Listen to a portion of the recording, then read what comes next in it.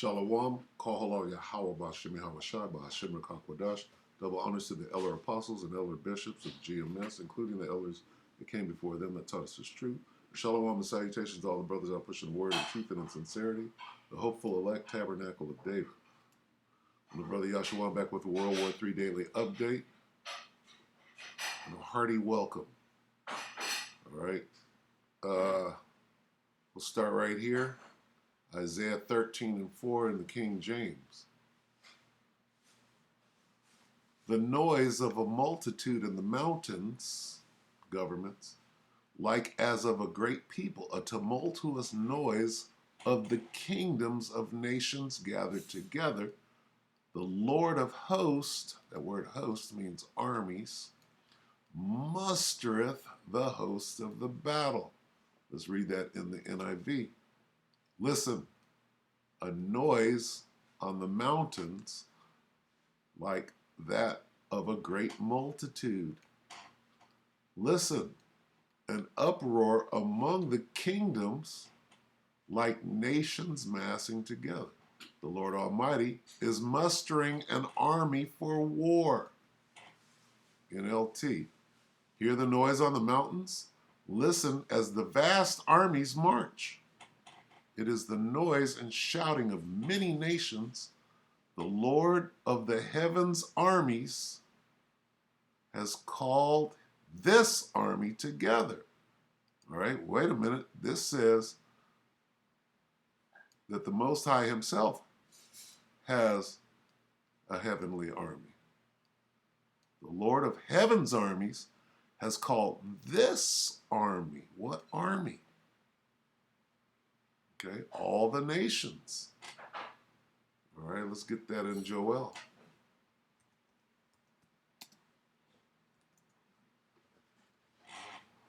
Joel 3:2.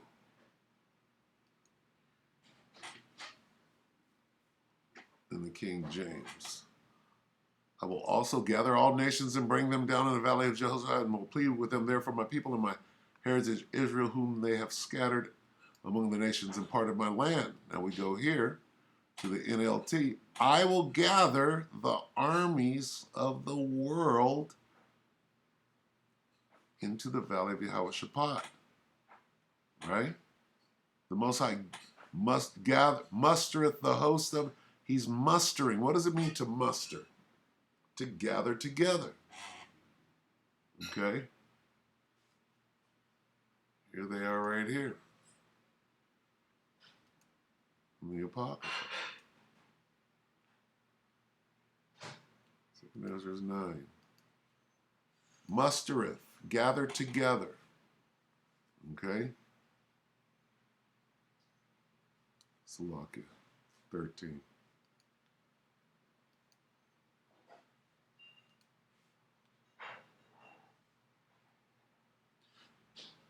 Second Ezra 13:5. And after this I beheld, and lo, there was gathered together a multitude of men, out of number from the four winds of heaven, to subdue the men that came out of the clouds of the sea. All right? Gathered together. Right? 8. 2 Ezra 13:8. And after this I beheld, and lo, all they which were gathered together to subdue him were sore afraid, and yet there's fight. Talking about that great army. All the nations. Okay? World War III. Okay?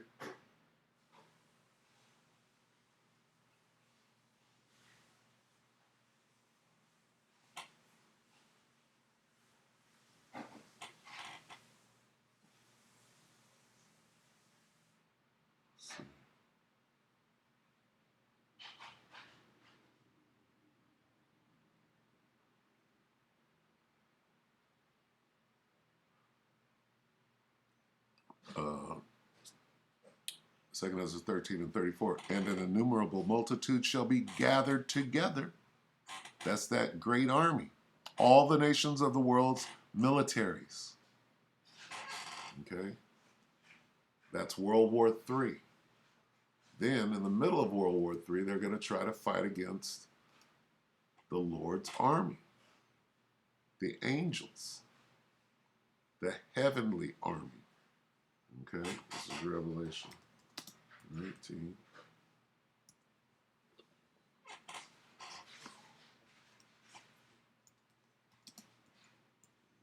The hell?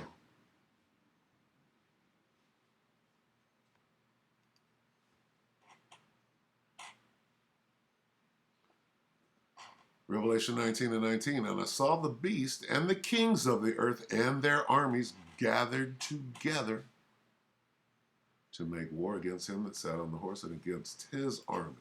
Who sat on the horse and his army? Okay.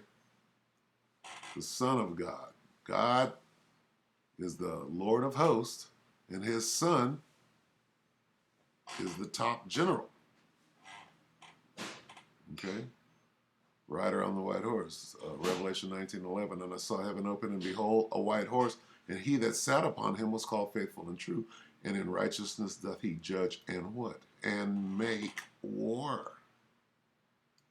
Jump down to 14. And the armies which were in heaven, God's army, the angels, followed him upon white horses, clothed in fine linen, white and clean. Okay, now the point is in the middle of World War III, they're going to stop fighting each other. So look it right here. All World War III is going to stop fighting each other and come against this guy, the one the world ignorantly called Jesus. Okay, to make war against him that sat on the horse. Who's the Word? Who is the Word of God? 13. And he was clothed with a vesture dipped in blood, and his name is called the Word of God. Who's that? That's the one sitting on the horse. Right here. All the armies of the earth are gathered together to make war against him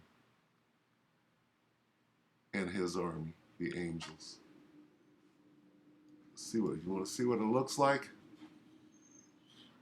It looks like this. I have to pull it up. Let me see. It looks like this.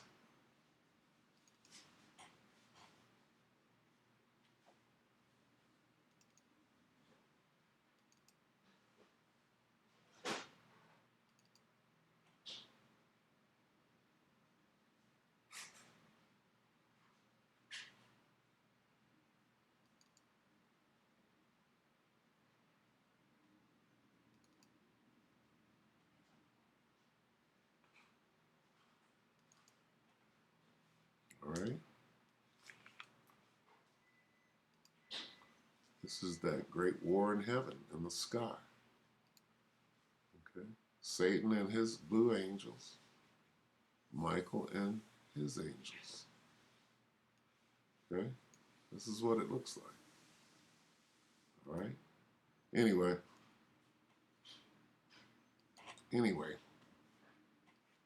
That's what it is. Anyway. So let's watch this. I watch a lot of Canadian Prepper. What's going on in Eastern Europe?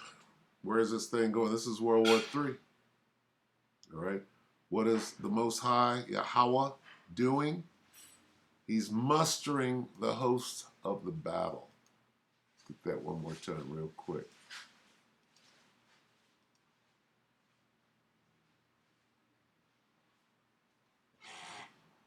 The Lord Almighty is mustering an army for war. The Lord of Heaven's armies has called this army all the armies of the world. Lord of hosts, the Lord of armies, is mustering, gathering together, an army to fight against him. The Lord of hosts is mobilizing an army for war. Right? Watch this guy. This is Canadian Prepper yesterday. Breaking news, Russia declares what? Emergency. Hi folks, Canadian Prepper here. All right guys, so we got some breaking news to share with you today. This is probably going to be a short video, but this is very important that we get it out there. Now, it appears as though the Russians are looking at a general mobilization plan for the military. If you didn't know, the Russians are only using 10 to 15% of their active duty military. The rest are doing other things, but it's appearing as though that the situation is getting so bad that they're trying to call up some reservists and potentially looking at conscription of others, as well as evoking some major emergency powers that signal that this war is getting out of control. And we're going to break that down in more depth, but please stick with me, because this is a very, very important point of escalation that we need to be aware of. You know, there's that saying, there's those who make things happen, those who watch things happen, and those who wonder what the hell happened. At least if you watch this channel, you'll never be in the third category. You may watch it happen and do nothing about it, but at least you'll be in the third category, and we strongly suggest that you do something about it. Best thing you can do for me right now is just click like on the video, and if you haven't seen our interview with Dr. Peter Vincent Pry that we released today, the first part of that second interview, go and check it out. This man is very insightful when it comes to... Today, I would like to show you 70 ingenious projects. Slovakia. This guy's the king of commercial. Geopolitics of nuclear warfare, okay? And just a nuclear weapons expert. I've never been able to stump this guy with a question. He knows a whole hell of a lot. And the second part of that interview that we're going to release tomorrow is going to be even better. So you're not going to want to miss that. And I promise we'll get the audio right this time. I know the audio was lacking a bit. And one final thing, if you guys do want to pick up your Harvest Right freeze dryers, we do have a few left in stock. About 90% are accounted for now. They're flying out the door. We can't keep them in stock fast enough. So get them while you can. They're going to help you preserve food for up to 30 years. Link in the description. Okay, now let's get right to this. This is very, very important in light of some of the things that have transpired this past week. I mean, we went from things seeming okay, you know, when the week started, to NATO putting 300,000 troops on combat readiness, Biden committing for the long haul. 300,000 troops? What is this word right here? Did we just read that? Stoltenberg committing for the long haul. The UK Army chief saying that not only do we need to prepare the military for war with the Russians, but we actually need to prepare the civilian population for war with the Russians. Basically saying that we need to, you know, get on a war footing, a war economy. Sounds like the troops are being gathered, does it not? It's like Russia is now going to be doing with its population. So it's been a bad week. It's called the draft. Conscription. Mustering the hosts of the armies. We got to get these armies together. We need more troops. In terms of the progression of things. And as I've been saying this week, the risk of what I'm going to talk about today is that it puts Russia in a precarious situation where if this war drags on too long, their supply of armaments in order to keep NATO at bay is not going to be replenished fast enough. And then what? Tactical nukes. Like I've been saying, or maybe I've been watching too much Canadian Prep. Right when they reach peak production, which I'm sure they've already long since surpassed, they're burning through stockpiles. There's some estimates that they're firing 60 to 70,000 artillery shells every day. We need Rosie the Riveter. Okay, that's 10 times what the Ukrainians are using. Inevitably, even if they are one of the world's second largest distributors of weapons to the rest of the world, they're going to run out at some point. And when they run out, that's when they start looking at that big pile of tactical nuclear weapons over there. Not strategic ones, the tactical ones, the low-yield, small tactical nukes. That's when they're going to say, maybe we should just use one of these, because there's a good likelihood that as long as we don't go beyond the borders, NATO is not going to get involved. Has NATO gotten involved yet? No. And with all that has happened, NATO has what? They've sent, 7 or 8 long-range rocket launchers. So I don't think they're too worried about NATO intervening within Ukraine. But NATO is getting ready for the fight in the Baltic. And that appears to be taking shape. Now, drums of war in the Baltic. This is from a Greek news source, which is notoriously objective. One day, these guys are celebrating the victories of the Ukrainian army. The next day, they're all getting all giddy about something that the Russians have done. So I assure you that it's as objective analysis as you're going to get. Putin has asked for emergency powers, general mobilization plan. Lukashenko has talked about using nuclear weapons. General mobilization. Well, who's mobilized? Is it Lushenko? Is it Vlad? Is Vlad doing the mobilization? Well, let's find out. First, let's look at this word again. Oh, the Lord of Hosts is mobilizing an army for what? Is it Vlad? Is Vlad doing this? Let's see. Vlad is the king of the north, the king of the Medes right now. This is Proverbs. This always comes out. Proverbs 21. What is Vlad doing? Vlad is doing exactly what he's being told to do.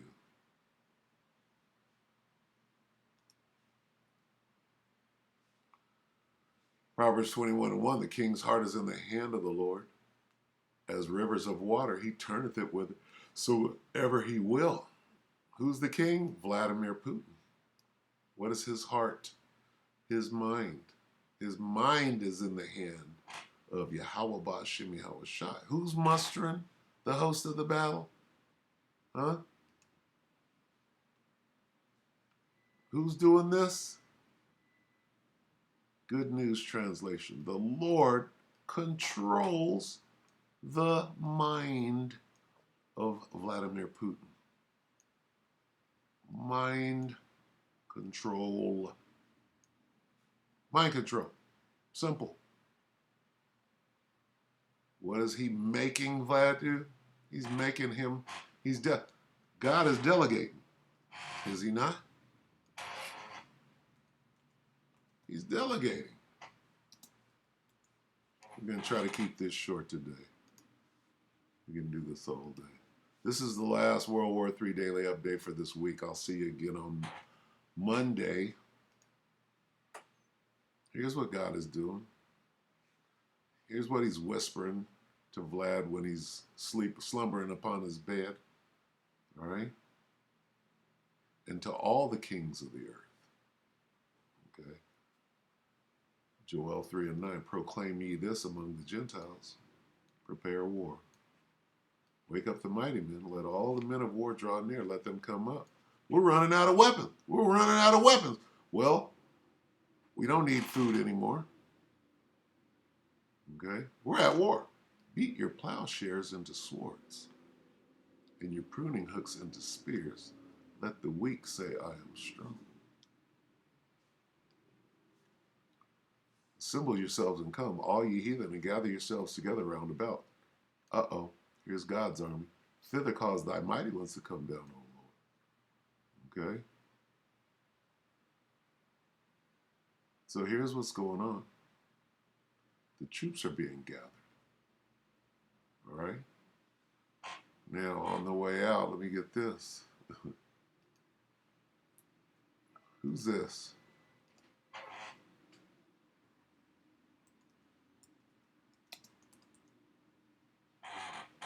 Right here. Who's this? All right. Can we do it? I don't think so. I don't think so. Babylon the Great is fallen, is fallen. All right, look at Eve. Look at Eve with her hair dry. Look at this. All right, so with that, we hope that the elect was edified, you brothers and few sisters. And with that, we're going to say shalom.